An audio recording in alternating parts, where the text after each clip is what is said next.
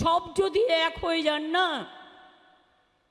শুধু বাঙালি হিন্দু মুসলমান দুটো ভোট এক হলে 70% আপনারা, আর আসামি ভাই বোনেরাও আমার 30% আছে।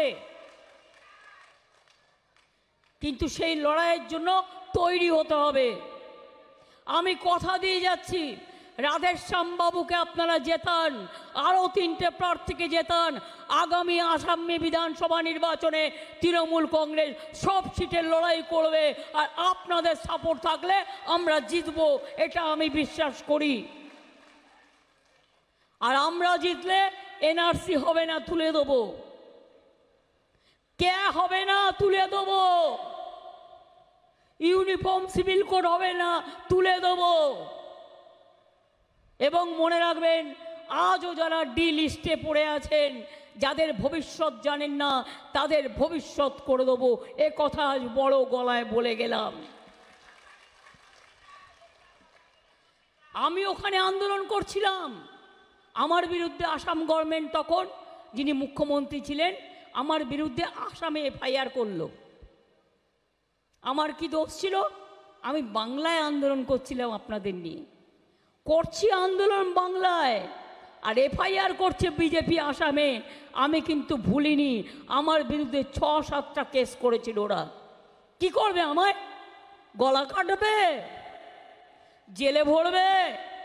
আর কজনকে জেলে ভরবে, আর কজনের গলা কাটবে, আর কতজনকে ডিটেনশন ক্যাম্পে রাখবে? তোমরা তো ভারতবর্ষটাকে জেলখানা বানিয়ে দিয়েছো, ডিটেনশন ক্যাম্প বানিয়ে দিয়েছো। আজকে ভারতবর্ষে মানুষের কোনো অধিকার নেই। এই নির্বাচনটা হতে যাচ্ছে ভয়ঙ্কর। এত কালো কলুষিত ইলেকশন আগে কখনো আপনারা দেখেননি। Government of the agency, by the agency and for the agency। Government মিডিয়াকে যা বলছে মিডিয়া তাই করছে। সব মিডিয়ায় দেখবেন বাবুদের বড় বড় ছবি আর বড় বড় বিজ্ঞাপন, কোনোদিন লোকের খোঁজ নিতে আসে না। আজকে বলো, বেকারদের চাকরি দিয়েছো?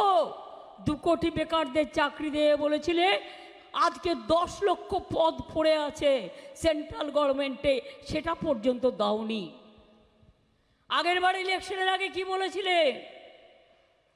15 লক্ষ টাকা করে লোকের বাড়ি বাড়ি পৌঁছে দেবে।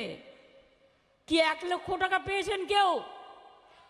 যদি পেয়ে থাকেন বলবেন হ্যাঁ, যদি না পেয়ে থাকেন জোরসে বলবেন না। 2 লক্ষ টাকা কেউ পেয়েছেন?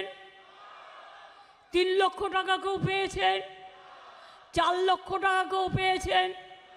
5 লক্ষ টাকা কেউ পেয়েছেন? 6 লক্ষ টাকা কেউ পেয়েছেন? 7 লক্ষ টাকা কেউ পেয়েছেন? 8 লক্ষ টাকা কেউ পেয়েছেন? 9 লক্ষ টাকা কেউ পেয়েছেন? 10 লক্ষ টাকা কেউ পেয়েছেন? আচ্ছা ছাড়ুন, 50,000 টাকা পেয়েছেন? তো আপনাদের অ্যাকাউন্টে যখন টাকা নাই, বিজেপির বাক্সে ভোট নাই, এটা মাথায় রাখবেন। বাংলার আওয়াজ, বাঙালির আবেগ, জি 24 ঘন্টা।